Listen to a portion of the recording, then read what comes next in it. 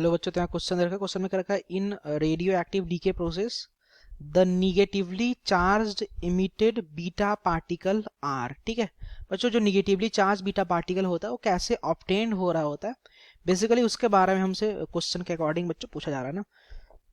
तो अगर अपन बात करें रिगार्डिंग द बच्चों की कॉन्सेप्ट, ठीक है, तो हम लोगों ने सबसे पहले अगर अपन चर्चा करेंगे तो चर्चा करेंगे about the properties of beta particle. ठीक है, कि बीटा पार्टिकल का पहले प्रॉपर्टीज क्या होता है, पहले उसके बारे में समझेंगे, प्रॉपर्टीज ऑफ बीटा पार्टिकल। ठीक है, एंड इसमें और अपन क्या चर्चा कर रहे हैं बच्चों, तो और इसमें चर्चा करेंगे and conversion of neutron into proton. ठीक है, कैसे न्यूट्रॉन से प्रोटॉन कन्वर्जन होता है, न्यूट्रॉन टू प्रोटॉन। ठीक है, ये कन्वर्जन में ही आपका बेसिकली कॉन्सेप्ट छुपा हुआ है, किसका, बीटा पार्टिकल के प्रोडक्शन का। ठीक है, इसलिए अपन conversion of proton neutron to proton भी समझना पड़ेगा और बीटा पार्टिकल का प्रॉपर्टी समझना पड़ेगा। ठीक है, अगर मैं सिंपली अगर मैं बताऊं कि बीटा पार्टिकल होता कैसा है, पहले अगर मैं वो बता दूं तो जो beta particle is just like what, तो just like this one is the fast moving electron. ठीक है, ये जस्ट होता क्या बच्चों, तो आपका फास्ट मूविंग इलेक्ट्रॉन होता है। ठीक है, this one is just fast moving electron होता है, जिसको अपन बच्चों रिप्रेजेंट कर रहे थे E-1 और 0 से। Got it. अब रही बात कि न्यूट्रॉन से प्रोटॉन का जब कन्वर्जन होता है ना बच्चों, तब उसी कन्वर्जन में आपका क्या होता है कि बीटा पार्टिकल का एमिशन हो रहा होता है। ठीक है, होता क्या, आप यहाँ पे ध्यान से देखिएगा, जैसे अगर मैं रिएक्शन लिखूं, रिएक्शन से अगर प्रोसीड करें तो जैसे होगा क्या कि आपका न्यूट्रॉन है, न्यूट्रॉन कैसे लिखते हैं N01। ठीक है, अब जैसे ही न्यूट्रॉन से क्या कर रहे हो आप, न्यूट्रॉन से प्रोटॉन में कन्वर्जन कर रहे हो, प्रोटॉन क्या होगा 1 और 1 होता है। ठीक है, अब अगर आप इसको बैलेंस करोगे तो इसको बैलेंस करने के लिए क्या होना पड़ेगा, सिंस इधर आप देखो तो ये पार्ट 0 है, यहाँ पे 1 है, तो इसको बैलेंस करने के लिए यहाँ पे ऐड करेंगे -1 और 0, और ये जो है ना बच्चों, ये जो पार्टिकल है, इसी पार्टिकल को अपन कह रहे होते हैं कि बीटा पार्टिकल है। ठीक है, this one is the beta particle, और साथ में एक और पार्टिकल ऐड होता है, इसको अपन कहते हैं एंटी न्यूट्रिनो। ठीक है, एक एंटी न्यूट्रिनो एक पार्टिकल होता है ना, ये आपका साथ में निकल रहा होता है। Got it. तो बेसिकली जब न्यूट्रॉन से प्रोटॉन में जब कन्वर्जन होता है, ठीक है, तब जाकर के आपका बीटा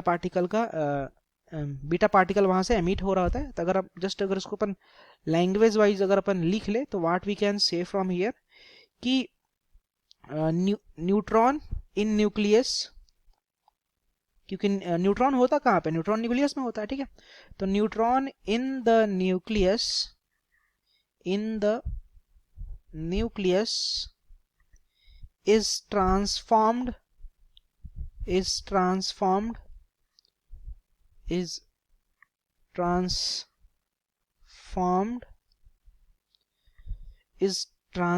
into प्रोटॉन। ठीक है, जब आपका न्यूक्लियस के अंदर जो न्यूट्रॉन जो है आपका, जब वो प्रोटॉन में जब ट्रांसफॉर्म हो रहा होता है, then as a result of beta particle and anti-neutrino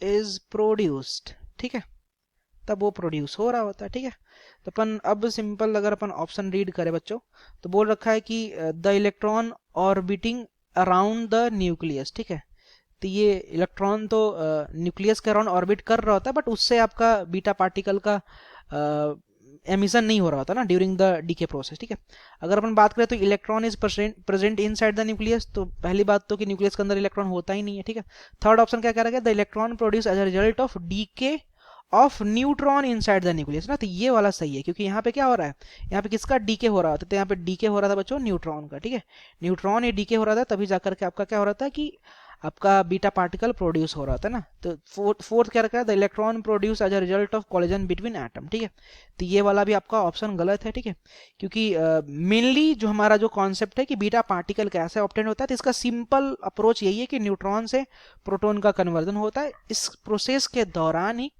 आपका बीटा पार्टिकल का एमिशन होता है ना। तो ओवरऑल आपका थर्ड नंबर का ऑप्शन बच्चों करेक्ट है ना। Thank you.